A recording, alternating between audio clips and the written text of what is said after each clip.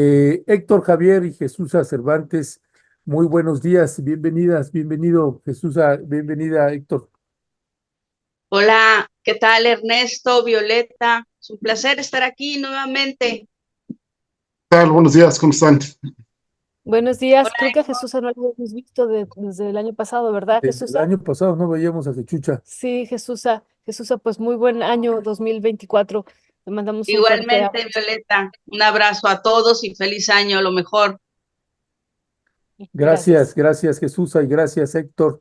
Bueno, por ahí, no sé, Azael, si tenemos el video de Alejandro Saldaña, antes de entrar, de seguir en materia con los temas, que también Jesús y Héctor Javier, pues querían comentar algo también al respecto de Alejandro Saldaña, que como ya sabe usted, pues perdió la vida el día de ayer y por eso estamos acá antier, perdón, y por eso estamos acá en Coatepec. Y pues la producción realizó un video sobre Alejandro Saldaña, que precisamente participaba en esta mesa con Héctor Javier y con Jesús Cervantes, con Violeta y conmigo. Así que veamos este video de Alejandro Saldaña y regresamos para comentar.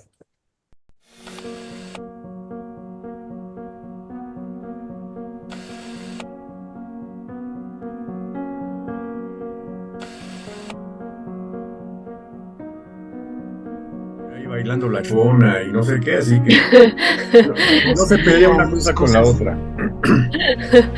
¿Puedo La aprovechar? otra, esa forma parte Alejandro, este, Está muy despeinado, pero les quiero presentar al Cookie que hemos hablado de él. Está muy, muy despeinado, pero este es el Cookie allá. Azul cruzazuleado, bastante vistoso, bastante vivo.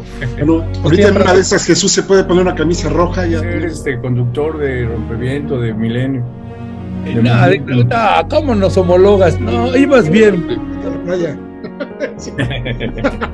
Sí, ya ahorita está haciendo mucho calor y ya las playas, mi vocación de bateador emergente, mira, después de una terrible postemporada de los poderosos Dodgers que fueron eliminados vilmente el sábado, ni modo. No me digas, ¿ya los eliminaron? Ya los eliminaron. Violeta y yo estamos bien tristes, ¿verdad, Violeta? Muy No, triste, sí, se les nota la preocupación. realmente. No, pero yo el otro día compartía a Alejandro que a mí sí me ha tocado ser bateadora emergente. También es la panza. No, A lo mejor cambiemos de tema. bueno, Yo les quiero agradecer mucho la amabilidad de haberme invitado, el tiempo que hemos estado aquí, evidentemente y en primerísimo lugar a la audiencia que nos sigue.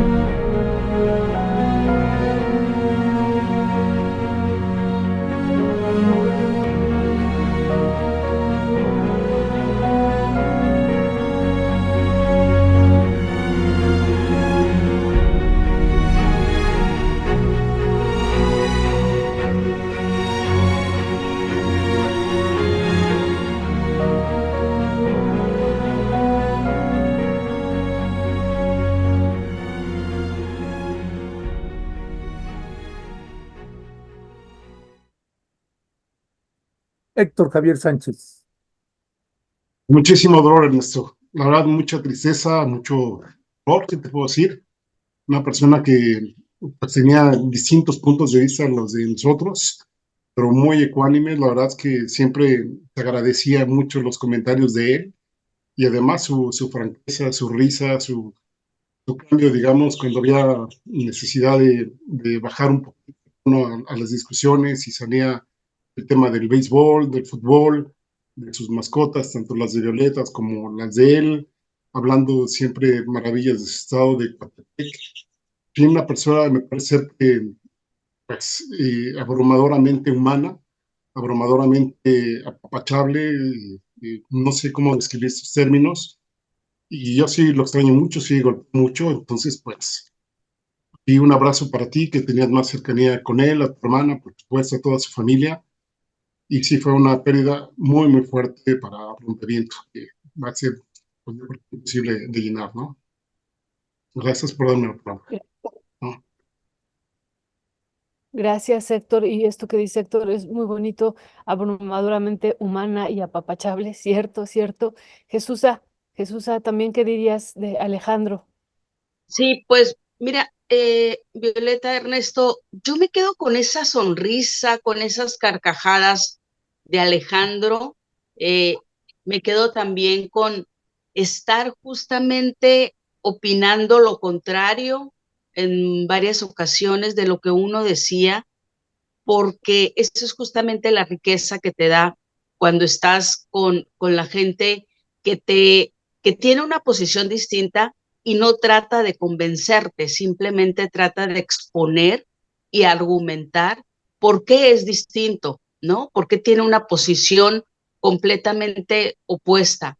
A mí eso son de las cosas con las que me quedo de Alejandro, sobre todo su risa era muy padre y mira, la verdad es que este tema de las enfermedades han estado llevándose a muchísima gente de nuestro lado, muchísima gente que amamos.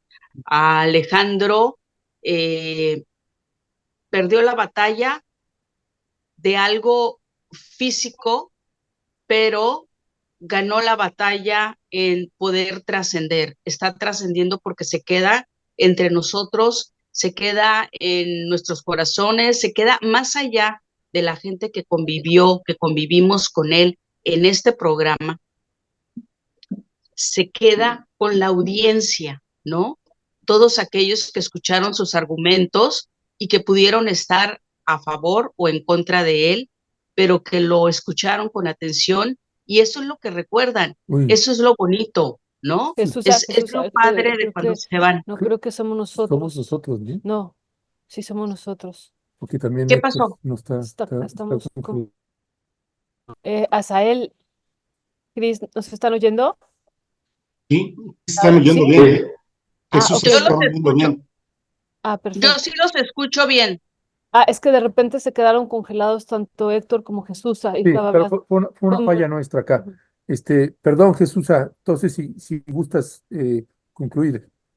No, pues con eso me quedo, Ernesto, con lo que se queda la audiencia, que es su sonrisa y sus argumentos muy bien planteados. Necesitamos más gente como Alejandro y seguramente sus opiniones dejaron ahí la semilla, las dudas para poder que la gente pueda meterse en las historias, meterse en la información y pueda tener una mayor defensa y una mejor decisión a la hora de tomar decisiones con este tema de los votos, ¿no? Ya, pues gracias Jesús y gracias Héctor Javier. Pues sí, un entrañable compañero, una pérdida y bueno, pues hay un legado que está dejando y que pues seguirá. Y esta era su mesa, ¿no? Esta era su mesa. Esta era su Sí, mesa. Entonces sí, siempre estará en esta mesa, como dice Jesús. sí, sí, y además en todos estos años, en 12 años, casi 12 años que llevamos transmitiendo, Violeta, pues es la primera vez que nos sucede una situación así. Así que gracias Héctor Javier y Jesús. Si gustan, Héctor, vamos entrando en materia. Hace un momento concluimos una entrevista con Vidulfo Rosales, el abogado del Centro de Derechos Humanos de la Montaña. Otra vez los embistes del presidente López Obrador para desacreditar el trabajo, pues, de quienes han hecho un trabajo tremendo desde que desaparecieron los normalistas y particularmente enfocado en tres actores fundamentales, en el seguimiento, en las investigaciones y en la defensa de los padres y madres de los normalistas, el Centro de Derechos Humanos de la Montaña, Tlachinoyan, el Centro PRO y el Grupo Interdisciplinario de Expertos Independientes. El mundo al revés. Héctor Javier Sánchez, ¿qué decía al respecto? Me hace muy, muy lamentable, ¿no? Se me hace muy triste también esta situación. Por una parte había las esperanzas cuando el presidente dijo que se iban a abrir los activos. De hecho, ayer salió alguna noticia de que no solo se abrirán hasta el mes de marzo, sino hasta el mes de abril. Ojalá así suceda para que haya más tiempo, pero también lo que decía Vidulfo, que pues, los expedientes estén completos, ¿no? realmente toda la información disponible para que se sigan pues, viendo las evidencias, las pocas evidencias que hay. Me parece que algunas ya deben estar manipuladas, algunas otras ya deben estar borradas. Y pues lo que me parece más lamentable es el distanciamiento que ya se tiene, primero con las organizaciones de defensa de derechos humanos de aquí de México, e inclusive ya mencionó por ahí el presidente que ya tenía mucha desconfianza del grupo disciplinario, mencionó que tenía algunas pruebas, pues, ojalá las demuestre y ojalá pues haya la suficiente cordura, no sé si en lo que resta de este gobierno o en el siguiente de Claudia Sheinbaum, porque en algún momento tuvimos la esperanza de que íbamos a saber qué estaba sucediendo, pues ojalá en el próximo, a inicios del próximo gobierno, pues, se resuelva esta situación. El ejército efectivamente dé toda la información que tiene, poca, mucha, la que quede, pero que la dé.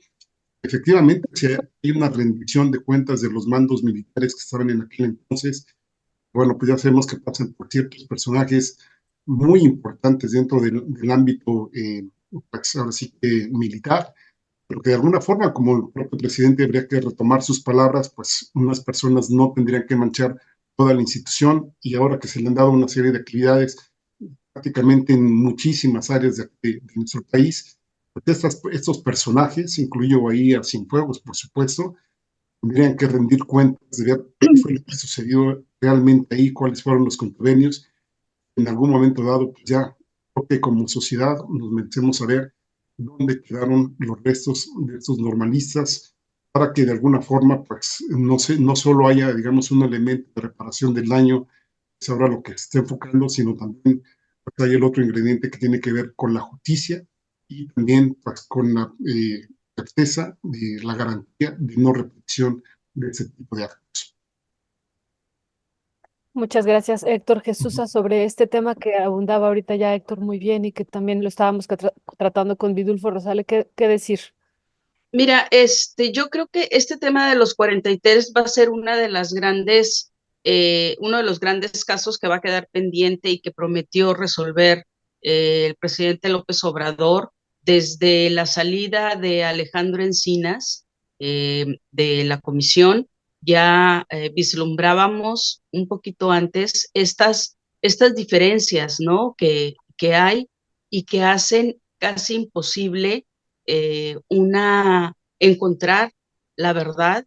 Cada vez se revuelve más esto, en la medida en la que no, en la que se defienda uno de los grupos, en la medida en que el ejército no pueda rendir, no quiera, y desde el gobierno se le permita el no rendir cuentas, creo que esto no se va a poder resolver.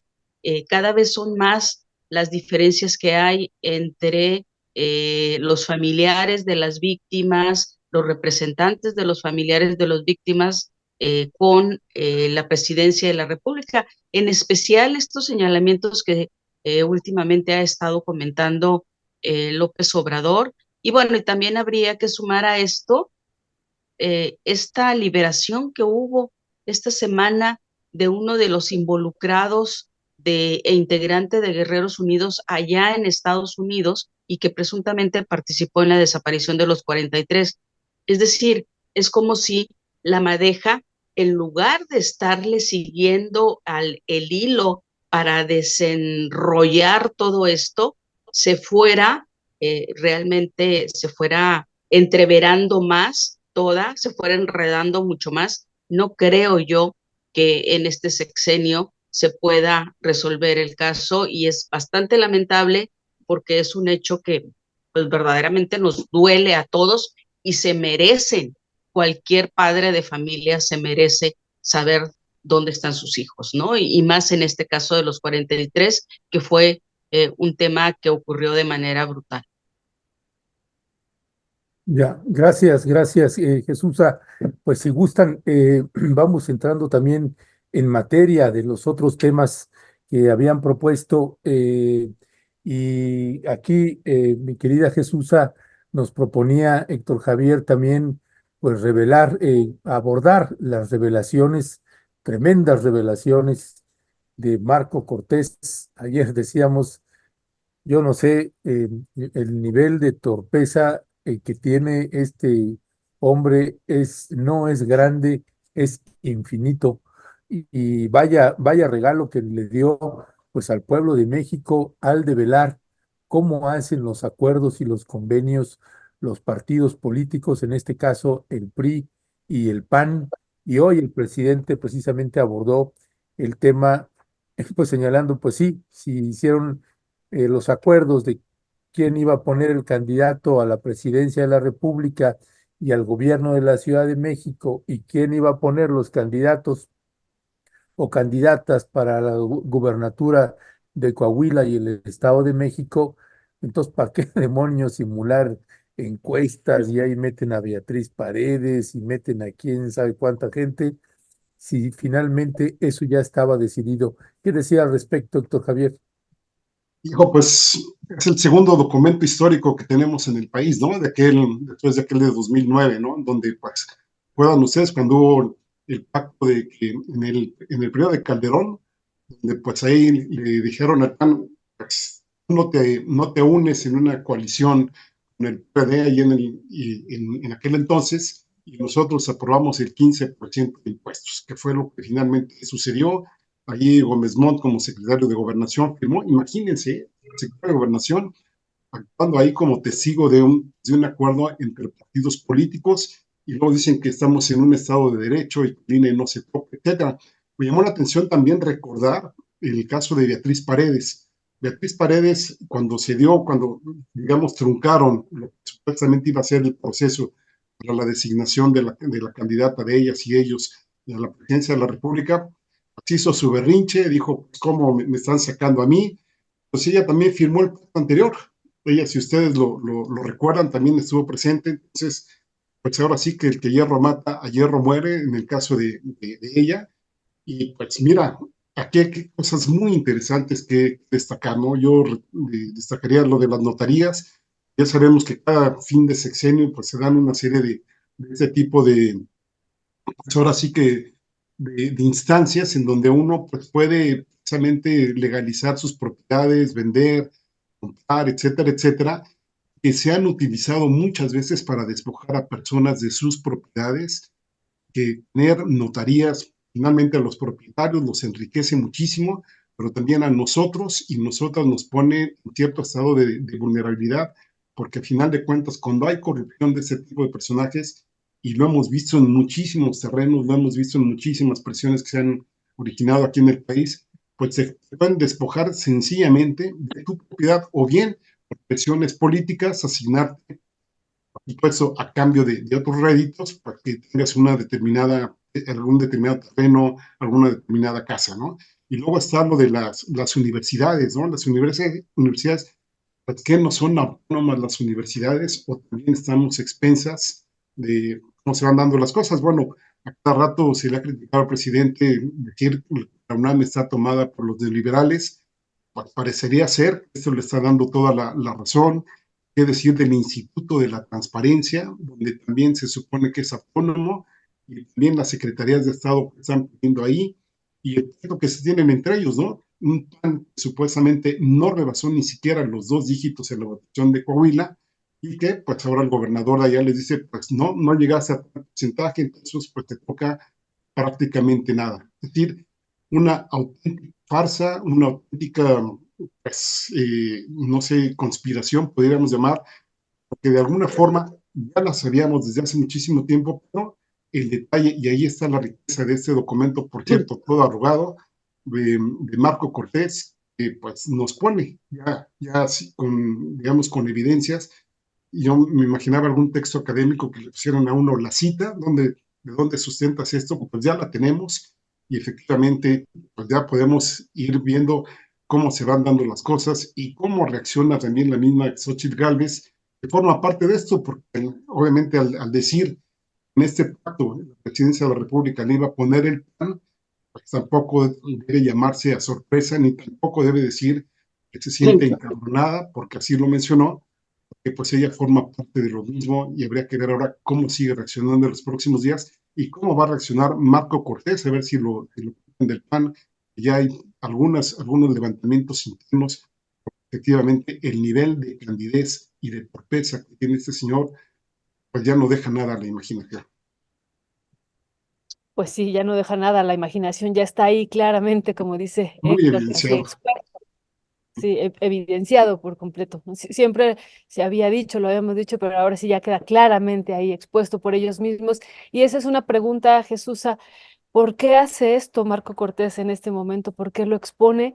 Y bueno, ya hemos visto a varios personajes, entre ellos a Felipe Calderón, pues declarando que es un traidor, y otros que decíamos el día de ayer que pues ya piden su expulsión. ¿Cuál sería tu valoración, Jesús, sobre esto? Mira, qué indignante es ese documento, ¿no? Porque, como bien dice Héctor, son cosas que ya sabíamos y es efectivamente el segundo documento histórico y yo me pregunto, ¿de qué se tiene que o por qué Felipe Calderón tendría que reclamar si desde su presidencia en el año 2009 justamente, yo recuerdo, estábamos en la Cámara de Diputados, estaba César Nava, un calderonista recalcitrante, y estaba en ese momento Erubiel Ávila, muy cercano al PRD para poder llevar una alianza,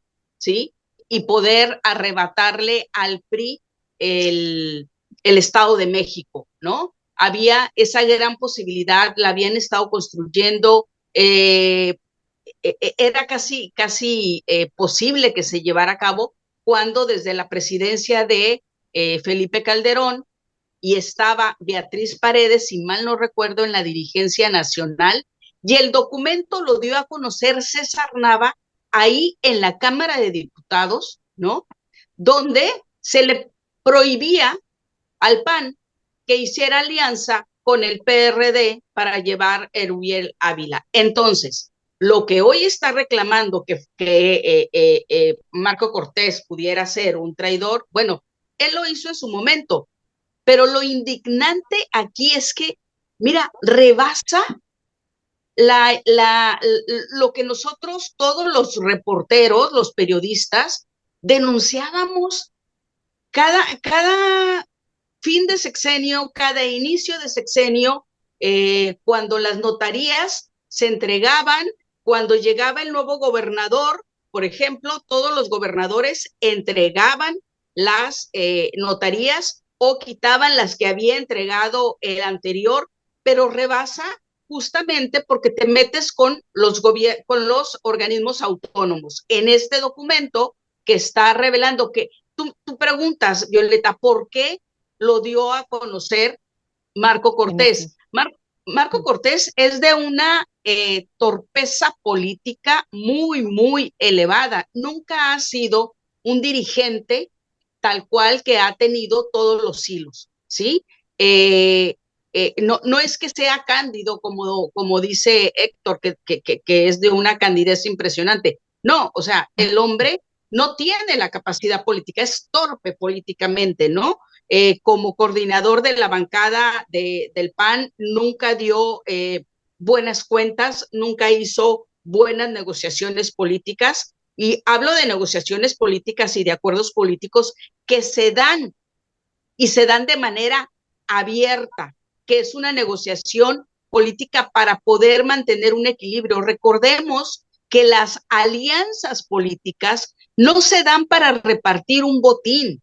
Los acuerdos políticos en algunos organismos que pueden ser, por ejemplo, las decisiones colegiadas en organismos como la Comisión Reguladora de Energía, como el Instituto Nacional Electoral, o que son autónomos, o los acuerdos entre partidos políticos que son entes públicos que reciben dinero de nosotros. No es para repartirse botín, no es para repartirse posiciones. Los acuerdos políticos son para darle algo mejor a México, para lograr, ¿sí? Para poder llegar a un punto de equilibrio que lo que se acuerda sea mejor para el país. Es decir, no te doy a ti la razón, no la tengo yo tampoco, vamos a llegar a un acuerdo para mejorar al país, para mejorar las condiciones de la ciudadanía. Es en bien de la ciudadanía, no son malos los acuerdos políticos. Lo que pasa es que, bueno, se han convertido en una manera de presionar en una moneda de cambio, ¿sí?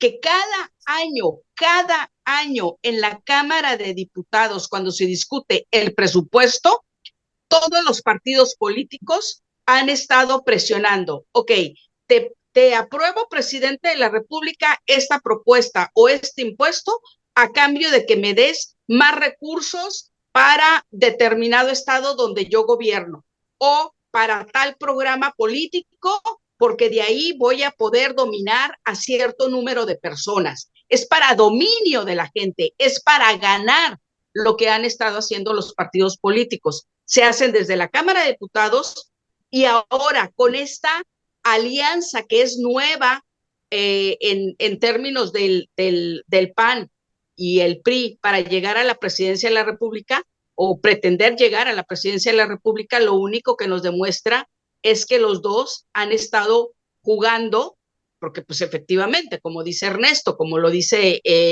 López Obrador, ¿para qué tanta faramaya? ¿Sí?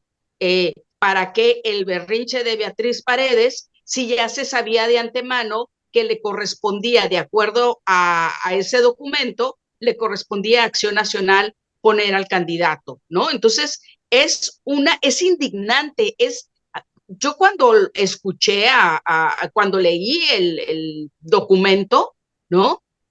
Dije, bueno, pero qué manera de tratar de burlarse de la gente, ¿sí?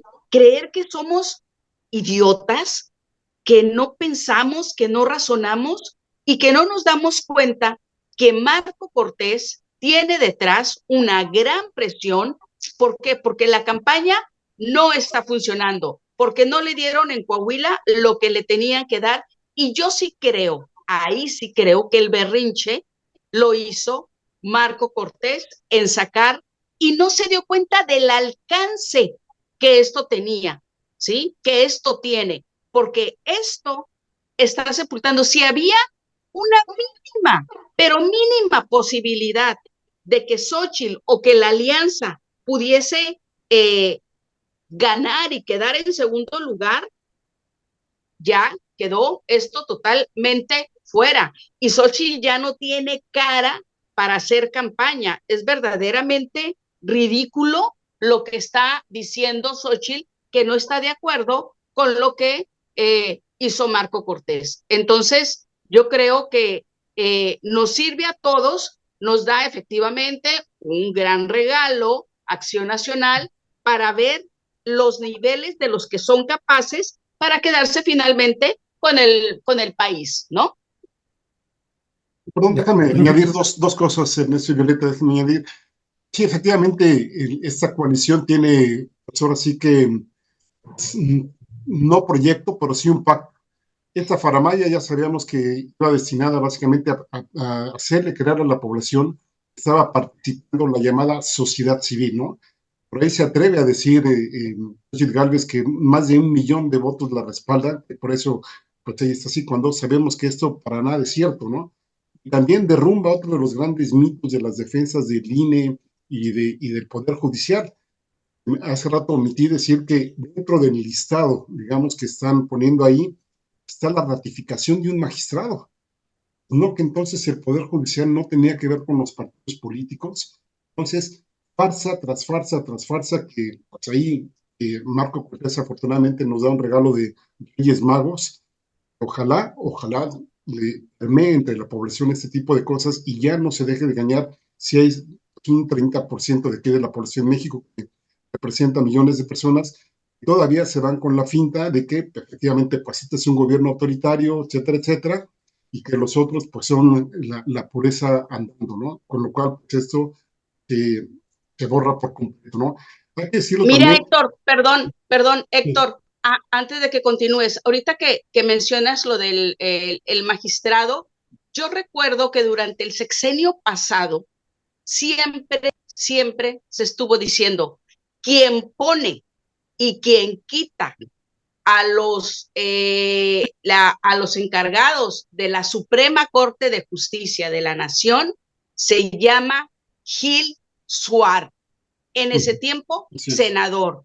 Y siempre se dijo, él es el que lo está haciendo. Son las negociaciones, ¿sí?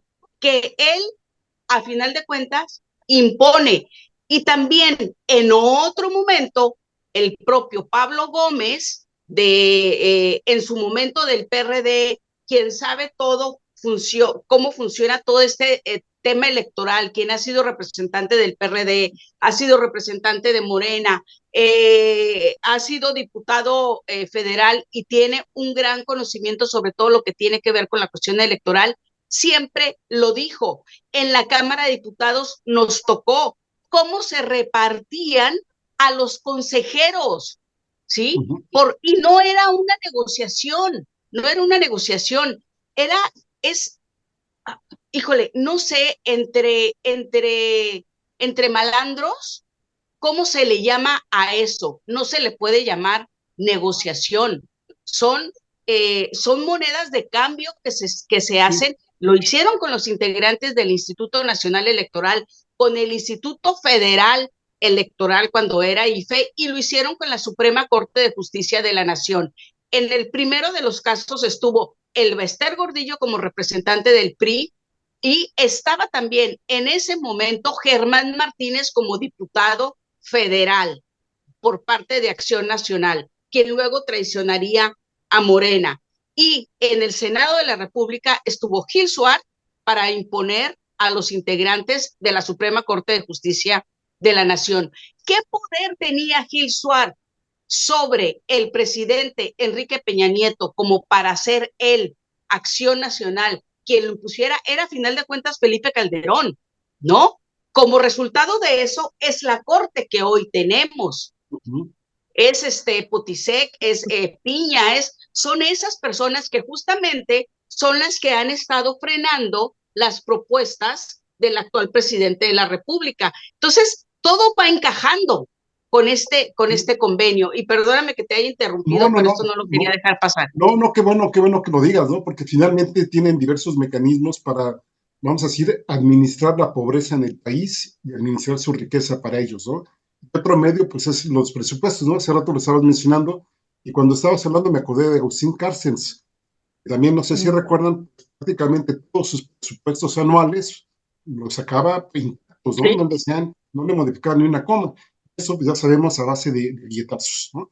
Y ya termino nada más diciendo que ahora en diversas columnas que ya consulté en la mañana de aquí de México, una de las repercusiones que pudiera tener esta situación de nos regaló Marco Cortés es de que se afiance nuevamente el grupo de Calderón con la supuesta esperanza de que, pues, así como revirtieron ellos, y lo digo entre comillas, ahora sí que las tendencias electorales que hubo en su momento con López Obrador, pues ahora las quieran intentar con Xochitl Gálvez, ¿no? Entonces habría que estar alerta, ya no son las mismas condiciones, pero sí son los mismos tramposos.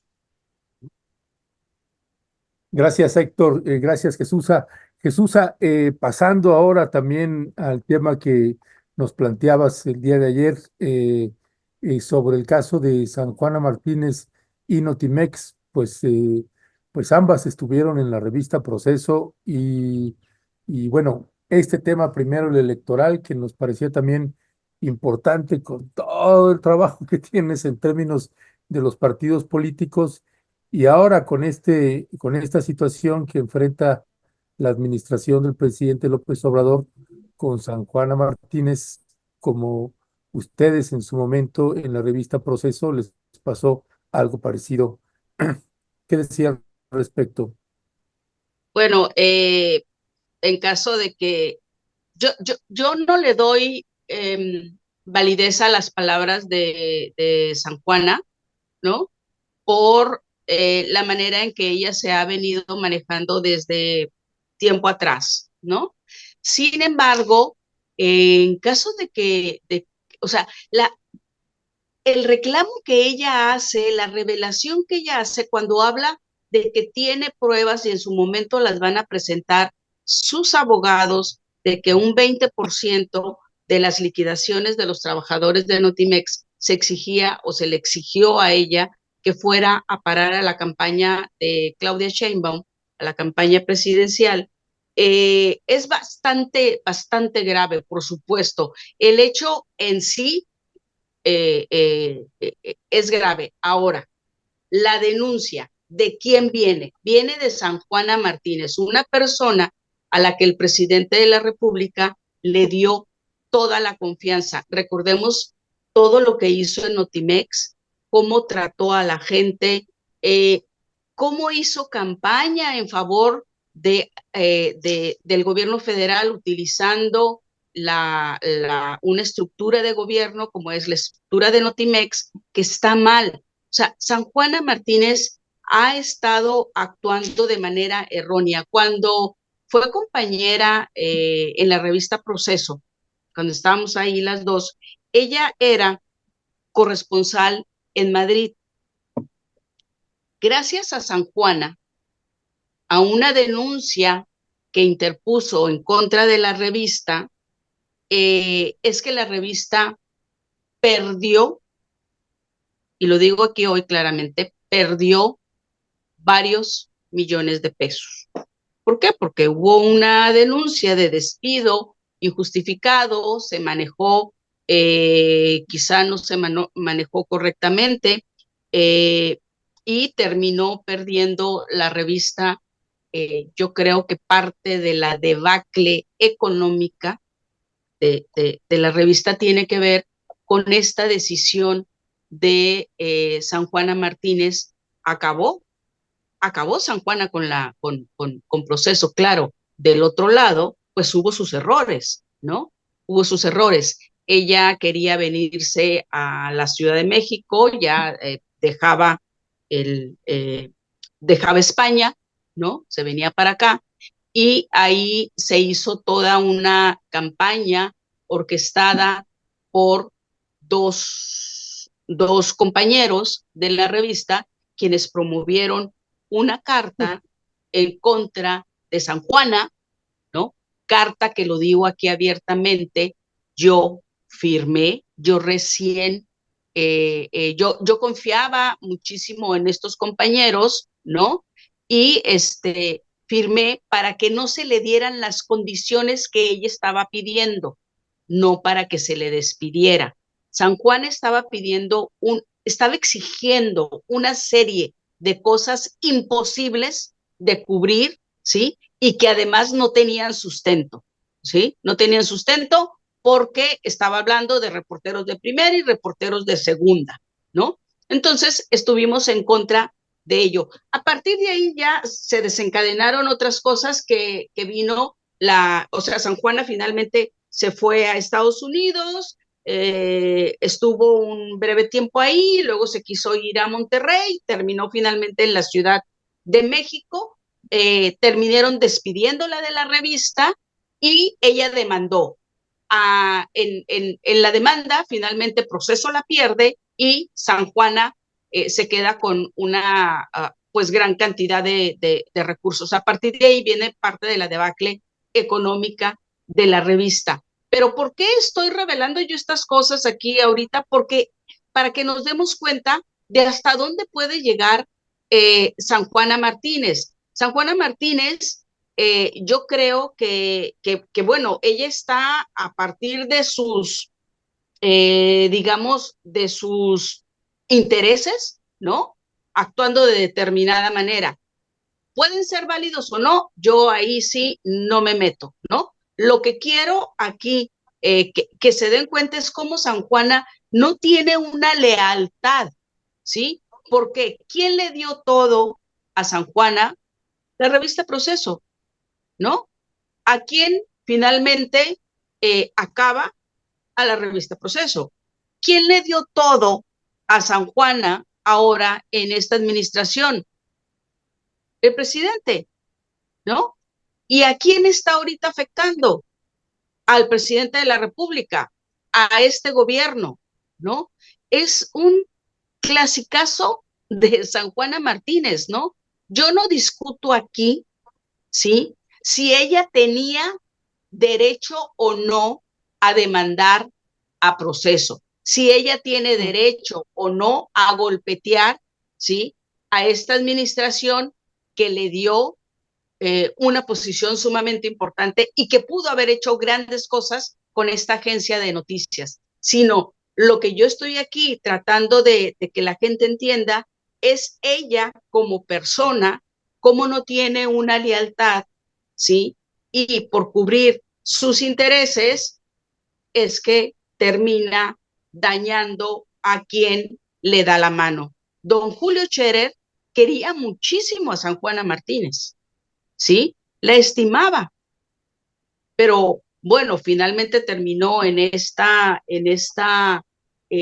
pleito administrativo y no estaba ya en medio don Julio, ya estaba otra administración al frente de la revista, pero lo que le hizo a Proceso, pues terminó haciéndoselo al gobierno de López Obrador, y lo cual me parece sumamente grave, ¿no? Porque si algo tienes como ser humano es tus convicciones y tus principios, y el principio de la lealtad es sumamente importante. Yo pude haber sacado toda una carta diciendo muchísimas cosas de la revista Proceso cuando salí, pero no lo voy a hacer. No lo voy a hacer porque independientemente de que me guste o no la línea editorial que hoy está tomando o que hoy tomó Proceso, yo no voy a dejar atrás, ¿sí? Ni voy a eliminar todo lo que me dio la revista, que fue hacer un periodismo totalmente libre, ¿sí? Cuando estaba don Rafael al frente de la revista, ¿no? Entonces, tú no puedes estar yendo por la vida traicionando y dejando de ser leal a quien te da la mano, ¿no?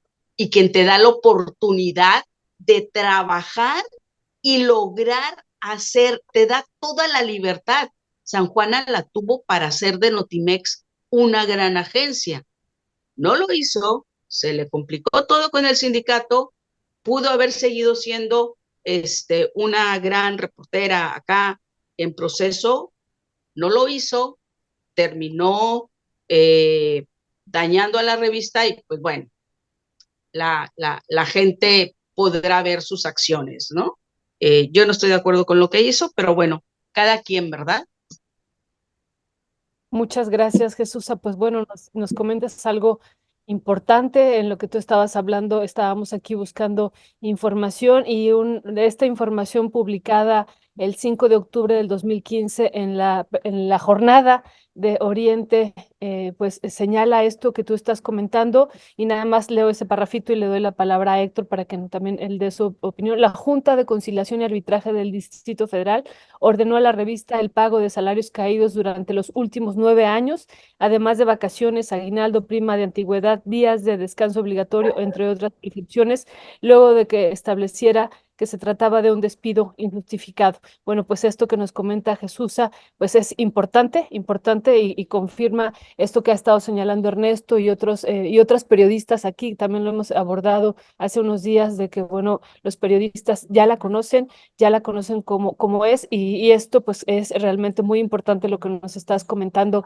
Jesús, gracias. Y yo nada más le agregaría, para darle la palabra a Héctor, lo que pasó el día de ayer también con Xóchitl Gálvez, que va y presenta una denuncia en contra de, bueno, de este secretario del Trabajo, y señalando, pues hay que investigar, ¿no? Hay que investigar, mejor dicho, hay que investigar esta denuncia que se hace por San Juana Martínez de que el 20% de los recursos de la liquidación habían sido demandados por él para la campaña de Claudia Sheinbaum. Héctor, tienes la palabra.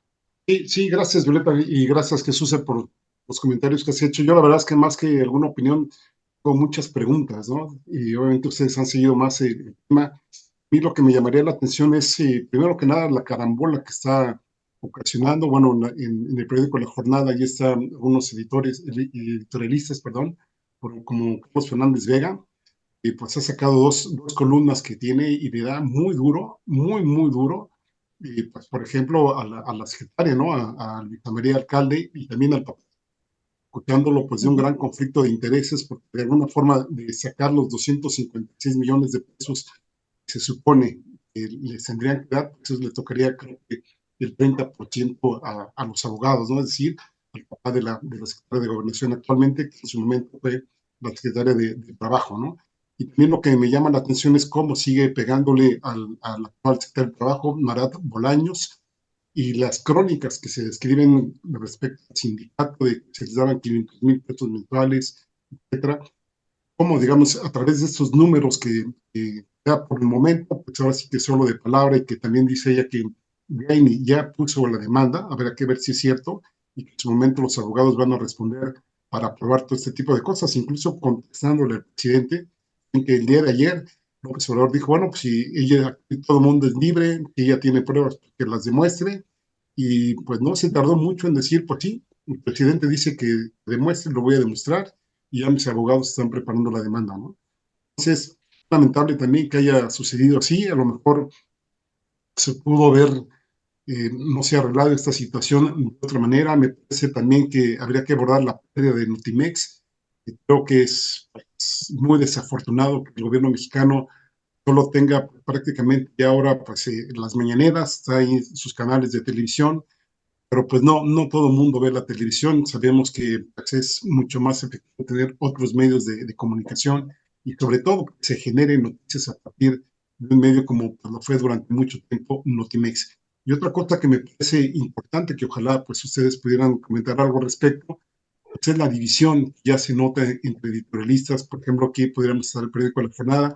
Aquí mismo en Rompeviento me parece que hubo un efecto en su momento, cuando Ernesto señaló algunas cuestiones también relacionadas al conflicto de Notimex, como pues algunos inclusive que estaban colaborando aquí en el canal de televisión, pues realmente se hicieron un poco atrás por temor, digamos, a andar este tipo de cosas y que les afecten en lo personal.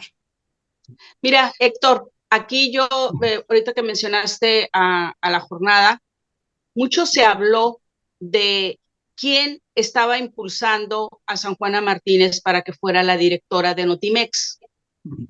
En aquel momento, San Juana, recordemos, estaba trabajando de freelance en La Jornada justamente y hacía reportajes, ¿no? Y casi siempre se llevaba algún llamado en la portada.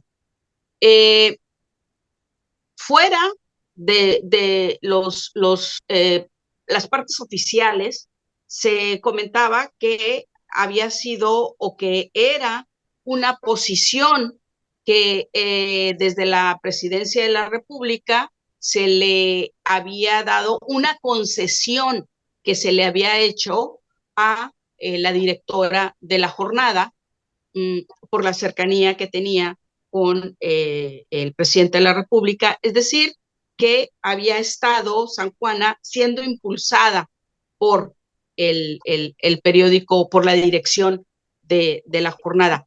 Yo no lo sé, es lo que se dijo en su momento, evidentemente yo ni en el gobierno federal ni en el periódico La Jornada, fue lo que se dijo. Ok, esa es una parte. Quizá de ahí se pudiera entender por qué las columnas de Fernández Vega. Ahora, por otro lado, recordemos también que La Jornada tiene un pleito personal con Alcalde, Justiniani, con Arturo Alcalde. Arturo Alcalde formaba parte de La Jornada. Finalmente tuvieron una diferencia ahí en el periódico, y yo recuerdo perfectamente bien cuando Luisa María Alcalde era diputada federal en el Congreso, la más joven, y una de las legisladoras que incluso Manlio Fabio Beltrones reconocía e intentó jalarla, ¿no? Porque decía, bueno, personajes como ella, tan joven y tan inteligente, pues nos interesan. Luisa María se mantuvo del lado de Morena, ¿no? Pero era una de las legisladoras que mejor argumentaban desde tribuna, ¿sí? Y lo raro era que ella, tratando un tema laboral, el periódico de la Jornada poco publicaba, ¿no? Y era justamente cuando estaba el pleito de su padre, Arturo Justiniani, con el periódico La Jornada. Yo no sé si Justiniani era accionista o no, porque pues no, yo nunca le pregunté, ¿no? Pero traían ahí alguna diferencia, ¿no? Y entonces, de rebote, pues le pegaba a la hija de Arturo, que era Luisa María Alcalde. Desde ahí, ¿sí? Se dijo que no se le iba a publicar una sola línea a Luisa María Alcalde, a pesar de que ella hacía muy buenas defensas. Fue una de las legisladoras que se mantuvo en contra de la ley laboral, ¿no? Y decía por qué todo muy bien, y no la publicaban. Entonces tú veías ahí que había un interés por parte del periódico, ¿no? Eso tiene que ver con que hoy, si juntamos estos dos elementos de San Juana Martínez, que estaba trabajando de freelance, y la parte de que pudiera haber sido una posición, ¿no? O una concesión a la directora del periódico, no lo sé, no tengo los elementos para poder afirmar eso, pero pudiéramos hacer una inferencia, ¿no? De por qué se están dando estas plumas, ¿no? Que están hablando en contra, y por qué en muchas ocasiones se ha atacado a Luisa María Alcalde. El caso es que lo que estamos viendo es que todos los medios de comunicación, ¿sí? Tienen intereses, y detrás de cada director, que son quienes finalmente toman las decisiones, ¿no? Pueden utilizar o pueden tomar una decisión utilizando a algún reportero, y el reportero dejarse utilizar, o por desconocimiento, o porque le conviene, o porque está de acuerdo, ¿no? Cualquiera de las tres puede ser. Y esto pudiera ser lo que está sucediendo en el caso de hablar a favor de San Juana. Además, si las revelaciones las hace en ese periódico también, bueno, pues tendríamos que preguntarnos por qué lo está haciendo ahí, ¿no? ¿Por qué le conviene sus intereses? Porque está haciendo, hay un acuerdo entre la dirigencia. No lo sabemos, solamente ellas nos podrán determinar. Lo que sí es cierto es que ha habido un pleito de tiempo atrás de el periódico La Jornada con Arturo Alcalde y su descendencia, ¿no? Ya, ya.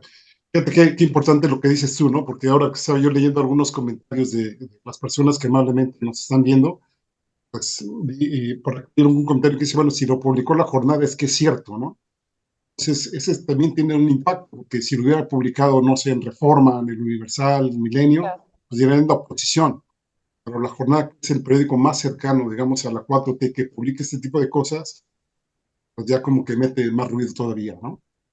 Sí, entonces tendríamos que investigar qué intereses hay, si realmente San Juana Martínez fue o no una concesión hacia la directora, habría que ver eso, y si hay algunos intereses, y entonces tendríamos que ver toda la publicidad que se le dio al periódico La Jornada por parte de la Presidencia de la República, y tendríamos que ver cuál es la relación entre San Juana Martínez y la directora, ¿no? Y si hay acuerdos, o si detrás de San Juana está realmente la dirección del periódico La Jornada, ¿no?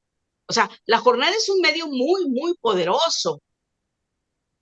Quizá ya no tiene los lectores que antes tenía, pero sigue siendo un medio muy poderoso, que mueve, que tiene bastantes ingresos, ¿no? Y que tiene un gran impacto, y a gente que no conoce cómo nació La Jornada, que no conoce el desarrollo de La Jornada con Payán, y lo que es La Jornada con Carmen Lira, que vea las diferencias. Bueno, a lo mejor puede tener una parte de la película a medias, ¿no? Y como tú dices, hay mucha gente que dice, si lo dijo La Jornada, es cierto. Sí. No, hay que cuestionar incluso lo que dice cada medio de comunicación.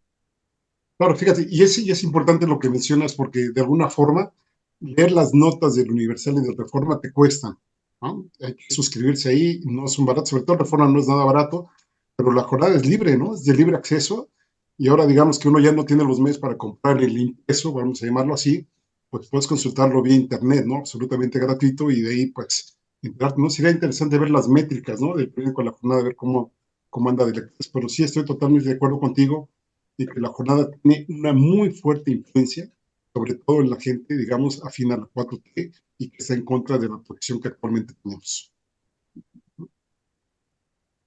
Creo que Ok. Pueden Bueno, hablar, pues sí, ¿ustedes, ¿eh? Les todo, damos chance de todo. hablar. no sabe, justo nos estábamos preguntando a quién le toca, no Pues sí, sabemos. ya se aventaron un peloteo ahí, Sí, muy ahí. interesante, muy Muy bueno. interesante, sí, buenísimo. Ujú, Además nos gusta que sea así. ujú, Oye, a ver, pero espérame, es que yo quiero decirte, bla, ujú. bla, no, nos gusta esa parte. Si les parece, y también para ir cerrando los Sí, temas, ya nos jugamos un rato, pero el tema de Ecuador, esto que también proponían, que sigue la seguridad interna, sigue prácticamente acá, le decimos luego también toque de queda, pero bueno, se han suspendido las garantías y sigue la situación muy tensa y se ha empezado a viralizar también un video, ayer en la noche empezó, hoy en la mañana ha seguido, sobre un video que circuló. Precisamente cuando el presidente Daniel Noboa de Ecuador pues suspendió las garantías y ya declaró constitucionalmente conflicto armado interno para Ecuador. Hay un video que se viralizó mucho y que tiene que ver con una televisora que fue tomada por un supuesto grupo armado. Vamos a ver este video, televisora tomada, e inmediatamente después te pido a saber si pasamos el video secuestro fabricado. También para ver por qué esto está generando también, está dándole un giro a la lectura inicial de lo que está sucediendo en Ecuador. Entonces, veamos televisora tomada y después secuestro fabricado.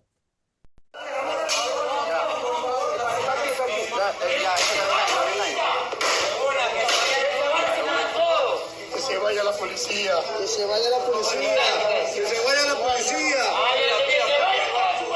Que se vaya.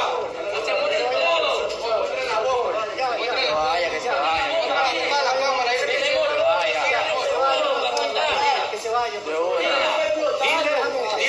Dile que tenemos bomba. Esa. Arriba hay más, dice.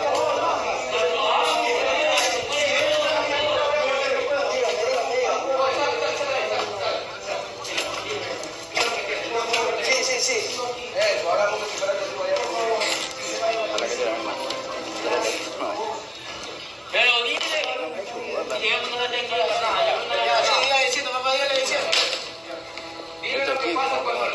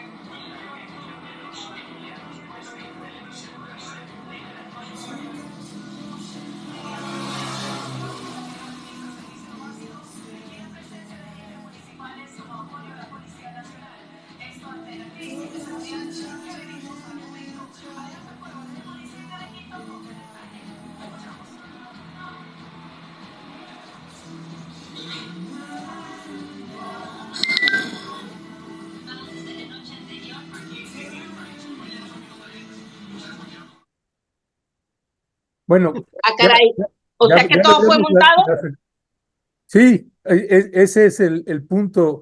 Ya veremos qué explicaciones se dan al respecto, pero se ve ahí a los trabajadores del canal, pues indicándole, ¿no? Y entonces tú llegas y tomas y pones y gritas tú te pones acá, etcétera, y están haciendo, pues presentando, montando toda la fabricación y está generando también un revuelo. Ya veremos qué versión se da al respecto, qué explicación se da, pero se habla también pues de cómo todo fue montado precisamente para justificar que el presidente Daniel Noboa pues declarara un conflicto armado interno y soltara a las Fuerzas Armadas y que está generando también pues, por diversos organismos nacionales e internacionales de derechos humanos, preocupaciones en lo que toca a la seguridad y a las garantías de los derechos humanos de las y los ecuatorianos.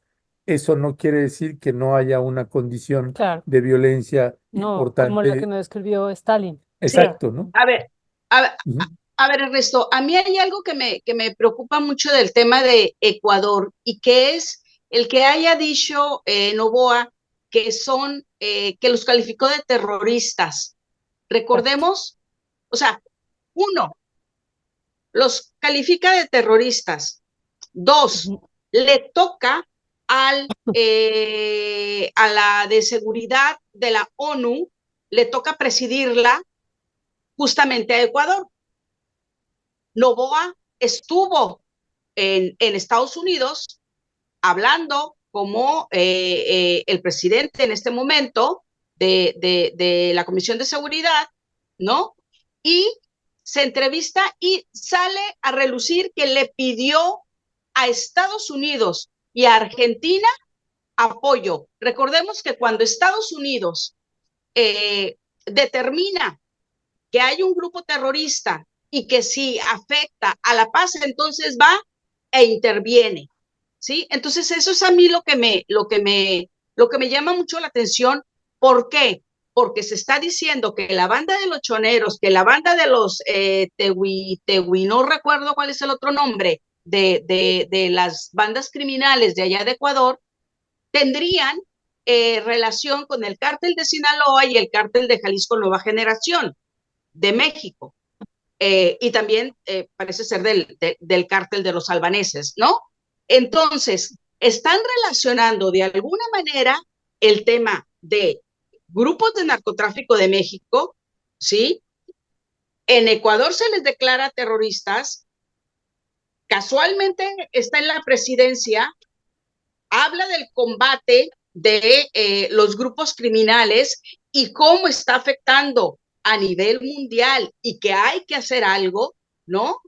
Y luego nos ponemos, o sea, eso inmediatamente me llevó a recordar cómo el gobierno mexicano ha estado diciendo que no los va a calificar de terroristas a los grupos criminales de México, ¿sí? Y cómo Estados Unidos ha estado presionando para que se le declaren terroristas y, supongo yo, tener la posibilidad de invadir México o de participar. El López Obrador ha dicho que tiene que ver con soberanía y él está en la defensa de la soberanía y sabe perfectamente bien que si declara terroristas estos grupos, entonces va a haber unas consecuencias. ¿Y Ecuador qué dice hoy? Ecuador, el presidente dice que no es momento de hablar de soberanía, es momento de tener todo el apoyo para poder acabar con estas bandas criminales. Y luego por el otro lado tiene su admiración hacia Bukele, ¿no? Y con estas, ¿cómo se llama? Estas cárceles y que ya está planeando poner este tipo de cárceles y tener estas barcazas, ¿no?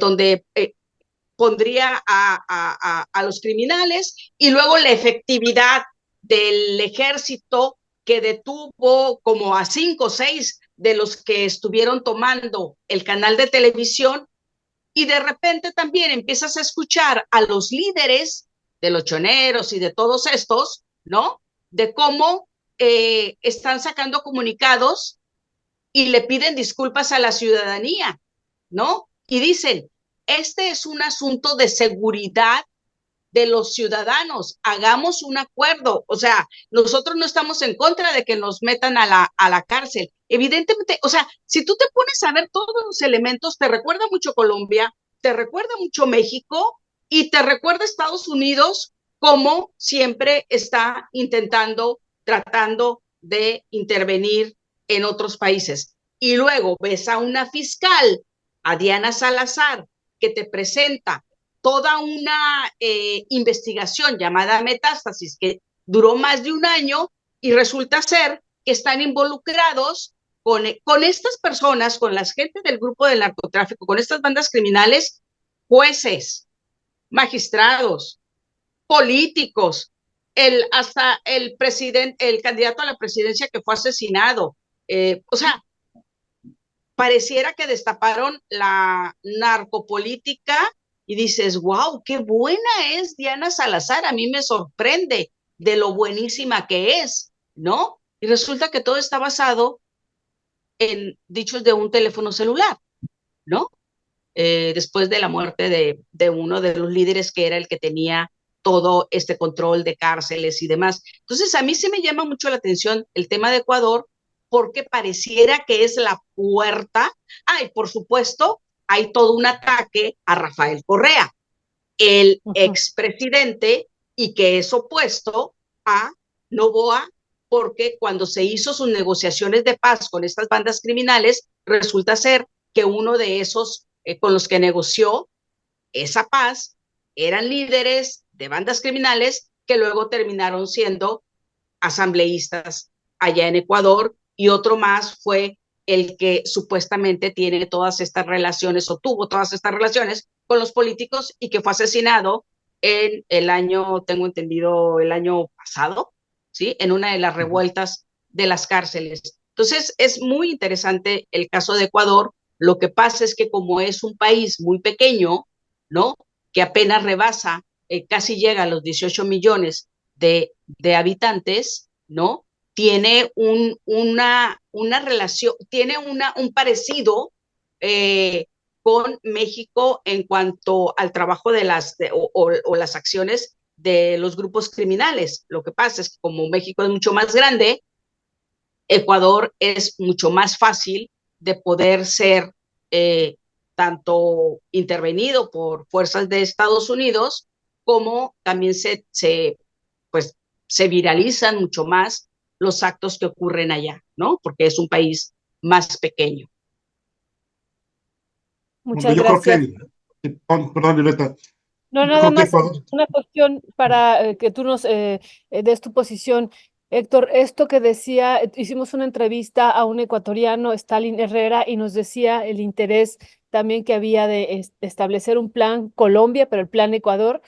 Y realmente vemos también ya después de este video que ya esperemos más información al respecto, si es un montaje o no es un montaje, pero bueno, detrás está esto de justificar también la llegada pues de la milicia estadounidense, justo por esto que decía Jesús, al declararlos terroristas, pues eso le da una particularidad. Héctor, toda la sí, palabra para ti. sí, obviamente ya sabemos que los grandes guardianes del mundo, Estados Unidos, cualquier país que tenga un grupo terrorista, son libres de intervenir militarmente, bueno, de todas las formas abiertas y ocultas, ellos ya lo saben hacer, ¿no? Hay que recordar que Ecuador geopolíticamente, geoestratégicamente, es un país de suma importancia, ¿eh? La verdad es que es de los países con que tienen una riqueza muy grande. Bueno, ahí están las Galápagos, ahí está, por ejemplo, la selva de la Amazonía, la selva amazónica, y bueno, es un país realmente que pues, puede servir de base para muchas cosas. No nos olvidemos que Noboa es hijo de uno de los empresarios más, si no es el que más rico de Ecuador, y que viene en la línea sucesiva de Guillermo Lazo, después de Lenín Moreno, antes de que, bueno, anteriores a Rafael Correa, como ya lo estaba mencionando Susa. Y a partir de que estuvo Lenín Moreno, el modelo neoliberal o modelo capitalista que se ha implantado en este país cada vez ha sido más duro. Efectivamente, de 2018 nosotros vemos una tasa de 6 por 100,000 habitantes en lo que se refiere a asesinatos, a muertos, por violencia me refiero, ¿no? Bueno, para 2023 se calcula más o menos en 46 por 100,000 habitantes, es decir, habría que dividir 46 entre 6, eso nos daría la dimensión de lo que ha sido la violencia. Yo quiero decir, con todas sus dimensiones y con todas sus proporciones, a lo mejor Noboa aprendió, por un lado, de las Torres Gemelas del 2001, y ahora lo que está sucediendo en Gaza, allá en Palestina, donde tuvo el 7 de octubre el asalto de Hamas a Israel, y ahora pues, se montó a lo mejor su propio escenario ante lo que se está viviendo en Ecuador. Efectivamente, eso sí no es inventado, sí que han estado malas cosas, sí que ha habido fuertes niveles de pobreza y mayor, digamos, crecimiento de la desigualdad socioeconómica que se tiene en este país. Pero justamente ante este panorama, el poder, digamos, de alguna forma, pues incrementar las medidas de control poblacional, pues es más que evidente. No se nos olvide también que, por ejemplo, Guillermo Lazo en varias ocasiones nombró el estado de excepción allá en Ecuador y ya sabemos que tuvo resultado prácticamente cero. Es decir, las cosas continuaron igual y ahora pues a lo mejor le quieren meter un poco más de potencia al asunto, una otra serie de medidas, ya lo mencionaba hace rato Ernesto. A raíz de ahí, pues insisto, ¿no? Que de queda control de todo, las policías no solo están interviniendo ellas mismas, sino ya el ejército está haciendo redadas por todos lados.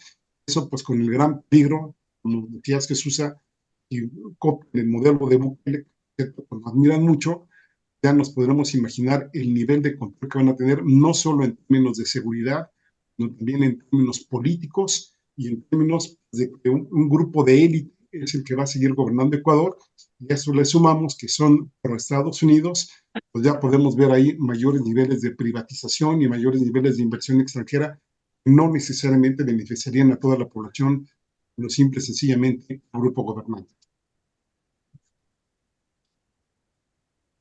Ya, pues sí, es verdaderamente increíble ahí y finalmente van saliendo pedacitos, pedacitos de lo que se está filtrando.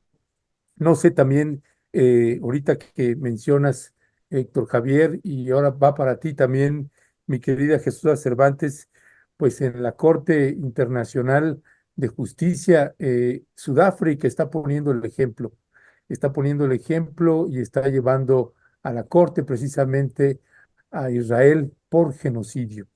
Es el único país que lo ha hecho y son pocos los países que se han sumado, que han avalado esta petición, esta propuesta, esta demanda de Sudáfrica. ¿Qué decía al respecto, mi querida Jesusa? Bueno, que nos dio la grata sorpresa Sudáfrica de que haga esto y creo yo que se deberían de sumar todos los países porque yo creo que es solamente en una mente totalmente insensible, ¿no? Pudiera estar de acuerdo con lo que está haciendo Israel. Evidentemente que no queremos que ocurran más muertes y más allá de que si el Estado de Israel es el que debe de prevalecer en la zona o se le debe de dar a Palestina su zona o que los primeros pobladores fueron los palestinos y si nos montamos a la parte de la Biblia y todo esto, cuando se dividieron las tribus y todo, y vemos quiénes fueron los originarios según la Biblia, ¿no? Pudiéramos tomar un partido hacia, estamos con los israelitas o estamos con los palestinos, pero no se trata de eso, aquí se trata de el asesinato de personas, mayormente niños y mujeres, que son quienes pues, evidentemente se quedaron, no pudieron salir de Palestina y qué bueno que ya hay una denuncia por genocidio y todos los países deberían de estar respondiendo y respaldando a esta petición.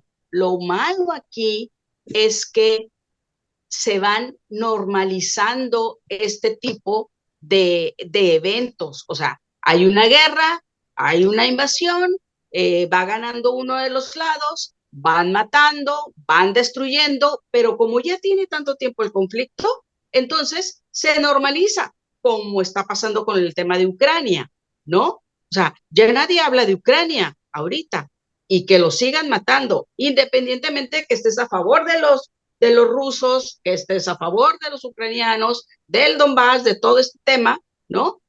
Independientemente de eso, es un asesinato, ¿sí? Están muriendo los niños, estás matando gente que no deberíamos de estar matando en ningún país a la gente, y qué bueno que se estén sumando, que, no, más bien, qué bueno que se sumaran, qué malo que sean tan pocos los países que se estén sumando a esta denuncia, que evidentemente tendría que proceder, ¿no? Muchas gracias, Jesusa. Y ahora le damos la palabra a Héctor, que ya son las 11:41 y nos van a regañar también aquí ellos en la mesa que nos extendimos, pero le damos la palabra para cerrar con este tema, Héctor.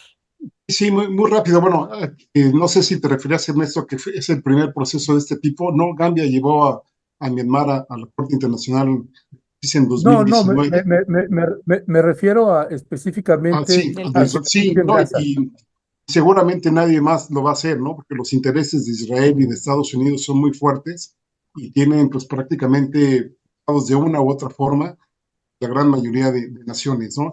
Aquí lo interesante es digamos, los argumentos que da el gobierno de Sudáfrica del pavoroso, abrumador e indiscutible intento genocida que está haciendo Israel sobre Palestina, ¿no? La destrucción de la población del territorio, digamos, en esta coyuntura y la violación de la Convención para la Prevención y Sanción del Delito del Genocidio. Se supone que estas sentencias son obligatorias. No sé si desde el punto de vista jurídico podemos decir que son vinculantes, pero el hecho es que no hay medios para que de alguna forma, pues, este máximo organismo en esta materia de la Organización de las Naciones Unidas obliga a los países a cumplirlo y que por lo menos en un proceso que ya sabemos que va a durar años, que por lo menos se detenga esta matanza. Esto sí habrá que procurarlo en ese interludio, o aún ya deteniendo la matanza, hay un corredor seguro para que las personas que vivan allí, que estén en esa zona de conflicto, tengan abastecimiento pues, no solo de insumos médicos, que son más que necesarios, sino pues de lo más elemental, comida, agua, entre otras cosas, y que efectivamente, pues, por lo menos en términos mediáticos, en términos políticos, el gobierno de Israel sea pues, absolutamente condenado a esa matanza que está sucediendo ya en esta región del mundo. Es increíble nada más viendo y revisando otra vez la prensa internacional, Al Jazeera, Héctor y Jesús, pues como Israel dice, faltan pruebas para demostrar que hay genocidio. Es impresionante, ¿no? Van más de 23,000 Sí, asesinados, entre ellos, como ustedes dicen, niños, niñas, mujeres embarazadas, y dicen faltan pruebas. Increíble. 70% Violeta, niños y mujeres, 70%, ¿no? No Así sé es. qué pruebas quieran, ¿no? A lo mejor habría que enviarle a Marco Cortés que haga una recopilación de cómo está el asunto y nos puede enviar pues, un documento, ¿no? Que si los podamos demostrar a Israel, ¿no? Terrible.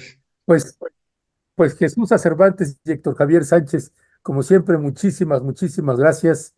Pues un fuerte abrazo y pues también otro fuerte abrazo para nuestro querido Alejandro Saldaña. ¿Con qué te despides, Jesús, Héctor?